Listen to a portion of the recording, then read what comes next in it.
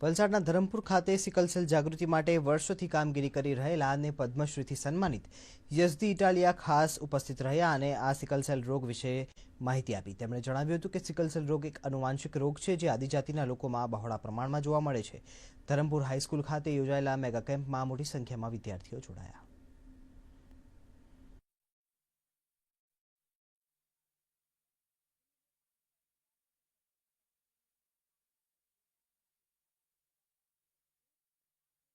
વલસાડ જિલ્લામાં 12 લાખ જેટલા લોકોનું સ્ક્રીનિંગ થઈ ચૂક્યું છે।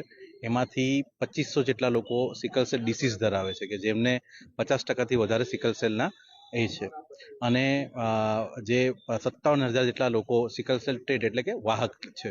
સરકારશ્રી તરફથી એમની દેખરેખ કરવામાં આવી રહી છે। બધી જ ટ્રીટમેન્ટ સરકાર તરફથી મફત આપવામાં આવે છે, પણ એ લોકો જો સારી રીતે સમજી શકે કે શું કરવાથી આ રોગમાં ક્રાઇસિસ ઓછી થાય, એનું કાઉન્સેલિંગ કરવામાં જો આવે, દાખલા તરીકે પાણી વધારે પીવું, બહુ તાપમાં જવું નહીં, બહુ ઠંડીમાં બહાર નીકળવું નહીં અને ફોલિક એસિડ અને હાઇડ્રોક્સિડિયા જેવી દવાઓ રેગ્યુલર લેવી, તો એ લોકો એક સારું જીવન જીવી શકે છે અને સરકાર તરફથી આ બધું જ મફત આપવામાં આવે છે।